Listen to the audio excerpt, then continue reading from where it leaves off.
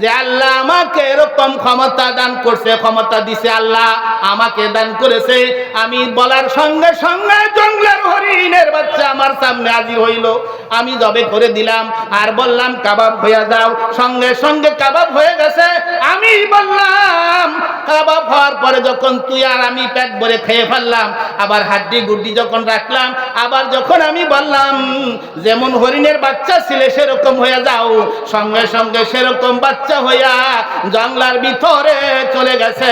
হে বেদুইন, সে আল্লাহর কসম দিয়া বলছি যে আল্লাহ আমাকে এরকম ক্ষমতা দেওয়ার পরে জঙ্গলার হরিণের বাচ্চা আমার সামনে আসলো, পেট ভরে আমি আর তুই খাইলাম, আবার আমি বলার সঙ্গে সঙ্গে জীবিত হয়ে জঙ্গলায় চলে গেল। সে আল্লাহর কসম করে বলছি, বলো রে রুটিটা কোথায়?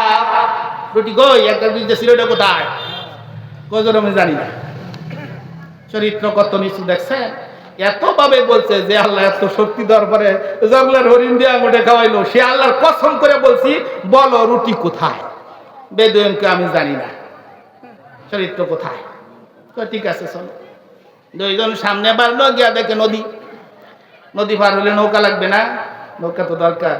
ঈসা আলাইহিস সালাম বললেন, আল্লাহ নৌকা নাই, যায় নামাজ বিছায় দিলাম। এই যে আমার এরকম যায় নামাজ, যে নদীর মধ্যে যায় নামাজ বিছায় দিয়া আল্লাহরে ডাক দিল, আল্লাহ আমি যায় নামাজে উঠতাম, আমার সঙ্গে আমার খাদেম বেদুইন উঠবে, এই যায় নামাজটা নৌকার মতো করে পার করে দে। যায় নামাজ পানির মধ্যে বিছাইছে, ঈসা আগে উঠছে, বেদুইন আগে উঠছে, দোয়া পড়ছে বিসমিল্লাহি মাজরেহা ওয়া মুরসাহা ইন্না রাব্বি লাগাফুরুর রহিম। দোয়া আমরা জানি না, কি কোন জানি?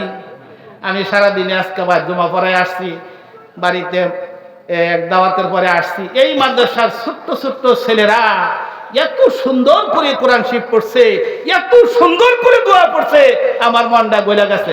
নারে তাকবীর, নারে তাকবীর। আলহামদুলিল্লাহ। আমার মুসলিম ফিকিরে ওকবা কর, পিছলে সব মে উঠা কর, পেশ মাওলা সিজদা কর, বুল্লা ইলাহা ইল্লাল্লাহ, লা ইলাহা লা ইলাহা ইল্লাল্লাহু মুহাম্মাদুর রাসূলুল্লাহ সাল্লাল্লাহু আলাইহি সাল্লাম। যাক প্যারে হাজিরিন, আমরা নৌকা ওঠার দোয়াও জানি না, গোসলের ফরজের কি দোয়া এটাও জানি না, নামাজের ওযুর মধ্যে কি দোয়াও জানি না। ঠিক না বা ঠিক ভাই? কিছুই জানি না। এই জীবনটা অনার্থক কাটাইলাম। আমি অত্যন্ত আনন্দিত, গর্বিত হচ্ছি। আমি জমা পড়ে যখন বাড়িতে ছিলাম, এই মাদ্রাসার ছোট্ট ছোট্ট ছেলেরা এত সুন্দর করে কোরআন শরীফ পড়ে, এত সুন্দর করে তাসবিহ তাহলিল করলো। ও মুসলমান, তোমার বয়স 90 হয়েছে, তুমি যে এখনো গোসলের দোয়া জানো না, গোসলের ফরজ করা জানো না, গোসলের দোয়াও জানো না, তুমি কি মুসলমান? তুমি কেমন মুসলমান? হ্যাঁ, এই জন্য কবি বলেছেন যে তুমি তুম क्या मुसलमान है जिन्हें देखे शर्माए यहूद, वज़ा में तुम हो नसारा, वज़ा में तुम हो नसारा, तू तमद्दुन में हुनून, तुम क्या मुसलमान है देखे शर्माए यहूद। आह मुसलमान, আরে মুসলমান, আমি এক সময় ওয়াজের দিকে যাব না, এক সময় তাবলীগের 3 দিন সময় দিলাম। তো গোসলের বয়ান করতে গিয়ে তাবলীগে মসজিদের মধ্যে আলোচনা করতেছি, এক মুরব্বী এমন কান্দা কান্দতেছে। কেন কান্দেন ভাই?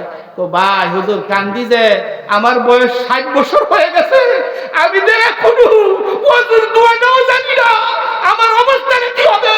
এই কথা বলে কান্দতেছে। আমার বয়স 60 বছর হয়ে গেছে, আমি কোন সমাজ যাইলে ধরা দিব?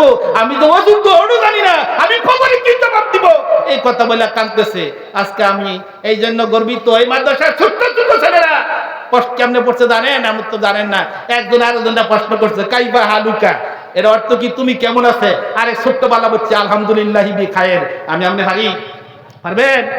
আমি আমার থেকে বাইর থেকে শুনছি, এক ছোট বাচ্চা কইলো কাইফা হালুকা, আরেকজন দিদি গাইছে তুমি কেমন আছে? সেইটা কইছে আলহামদুলিল্লাহ বিখায়ের, আলহামদুলিল্লাহ আমি ভালো আছি।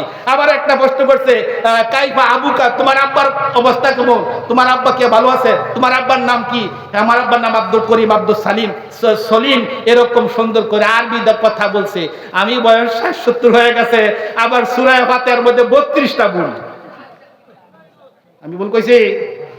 আমি আজকে আওয়াজ করবো না, ভুল কইছি? আমরা যদি যদি এমন চ্যালেঞ্জ করে থাকেন আমার সামনে সূরা ফাতিহা করেন, কয় জায়গাতে ভুল আমি ধরাই দিব। কিন্তু আবার বয়স 90 হইছে, আর আমি আরে মুসলমান রে, তুই সূরা ফাতিহা না পড়লে কি 100 বছর নামাজ পড়লে তোর নামাজটা কি হইব? কি হইব নামাজ? এই জন্য আল্লাহ বলছে নামাজ মুকম সস্তি দর নামাজে ফানজে গানা, মুকম সস্তি দর নামাজে ফানজে গানা, ফাওয়াইলুল লিল মুসাল্লিন আল্লাযিনা, 5 ওয়াক্ত নামাজও পড়ছো তোমার জন্য জাহান্নাম, ওয়াইল জাহান্নাম। এটা কেমন নামাজ? এই সূরা কারা শুদ্ধ হয় নাই, এই নামাজগুলি দ্বারা 2 পয়সার কাজও লাগবে না। আমি অন্য জায়গায় চলে গেছি, আল্লাহ রাসূল বলছেন মা মিন মুসাল্লিন ইল্লা মালাকুন আইয়ামিনিহি ওয়া মালাকুন আইয়ুসারিহি। বান্দা যখন নামাজে দাঁড়ায় যায়, আপনি যখন নামাজে দাঁড়ায় যাবেন, দাঁড়ানোর সঙ্গে সঙ্গে আল্লাহু আকবার বলছেন, বলার সঙ্গে সঙ্গে আল্লাহ আপনার ডান দিকে একটা ফেরেশতা, বাম দিকে একটা ফেরেশতা আল্লাহ পাঠায়। ধরে বলুন সুবহানাল্লাহ। আল্লাহু আকবার বলছে, বলার সঙ্গে সঙ্গে এই ওয়াজ না হলে আজকে শুনে যান, সঙ্গে সঙ্গে ডাইনে একটা ফেরেশতা, বামে একটা ফেরেশতা, ইল্লা মালাকুন ইয়ামিনিহি ওয়া মালাকুন ইউসারিহি। ডাইনে একজন ফেরেশতা, বামে একজন ফেরেশতা আসে সঙ্গে সঙ্গে। কোন সময়? আল্লাহু আকবার বলার সাথে সাথে 2 ফেরেশতা হাজির। 2 ফেরেশতা আমনে নামাজটা রক্ষণাবেক্ষণ করে। আপনি সূরা ফাতিহা কেমনে পড়ছেন, সুবহান রাব্বিয়াল আলা কেমনে পড়ছেন, আজিম কেমনে পড়ছেন, রুকু সিজদা কেমনে দিবেন, তাসবিহ কেমনে বলছেন, এইগুলি যদি ভাই মুতিম্মাহা, আর নামাজটা যদি শুদ্ধ হয়ে যায়, আলহামদুলিল্লাহি রাব্বিল আলামিন। এই ছোট্ট ছোট ছেলেরা আজকে আমার খুশি করে বলাইছে, এত সুন্দর করে কোরআন শরীফ পড়ছে। এই মাঠের মধ্যে একটা ছোট্ট বাচ্চা জানাজা পড়াইছে। এটা আমাদের সম্পদ। ওর মিয়া মরণ লাগবে, মরা যান, ভালো কাজ না করেন, প্রতিষ্ঠানে একটু লাগায় থাকেন, কিন্তু আমরা তাও করতে রাজি না, মাদ্রাসার পক্ষ থাই না। এই জন্য আমি হাদিস শরীফ থেকে বলেছিলাম, কোন আলেমান, তুমি আলেম হও। রাসূল বলছেন কোন আলিমান, তুমি আলেম হও, চেষ্টা করো আলেম হওয়ার জন্য। আলেম যদি না হতে পারো, আও মুতাআল্লিমান, আলেমের ছাত্র হও, চেষ্টা করো। আও মুস্তামিয়ান, ছাত্র যদি না হইতে পারো, আলেমদের কথা শুনো। আও মুহিব্বান, আলেমদের সঙ্গে ভালোবাসা রাখো। এইটাও তো পারি না। আলেম ওলামা দেখলে তেলে বগরে জল্লাবরি কি কর আসিনা, আমরা মৌলবী দেখলে, মাদ্রাসা দেখলে, ছাত্র দেখলে আমি তেলে বাগানে জ্বলা যাই, আমার কষ্ট লাগে। অথচ রাসূল বলছেন যে আলেম হও, না হলে ছাত্র হও, না হলে আলেমদের কথা শুনো, না হলে আলেমদের লগে একটু ভালোবাসা রাখো। ফালা তাকুন খামেসান তাকুলি, ঠিক আছে হুজুর?